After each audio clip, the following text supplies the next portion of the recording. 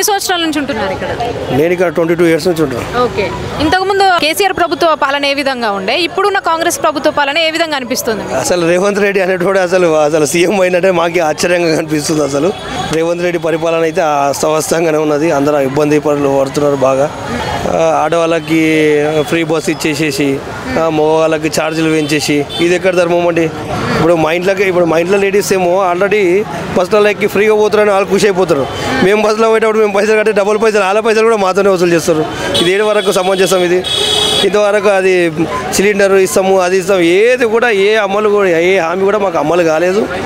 ఇక వాళ్ళ 2 సంవత్సరాల లోపలనే వాళ్ళది ఏందో అంతా బయటపడ్డది.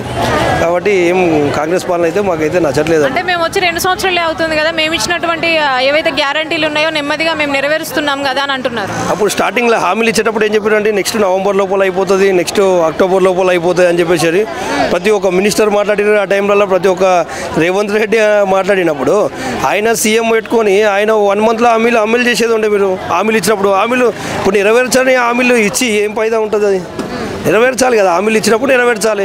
లేదన్నప్పుడు ప్రజలను అనవసరంగా పిచ్చోళ్ళని చేసేసి మోసపూరితమైన హామీలు ఇవ్వడం కరెక్ట్ కాదని మా ఉద్దేశం. సో ఇక్కడ ఎమ్మెల్యే గోపీనాథ్ గారు చనిపోవడం వల్ల బై ఎలక్షన్ అయితే వస్తుంది. సో అటు బీఆర్ఎస్ నుంచి వాళ్ళ భార్య పోటీ చేస్తున్నారు, కాంగ్రెస్ నుంచి నవీన్ యాదవ్ పోటీ చేస్తున్నారు.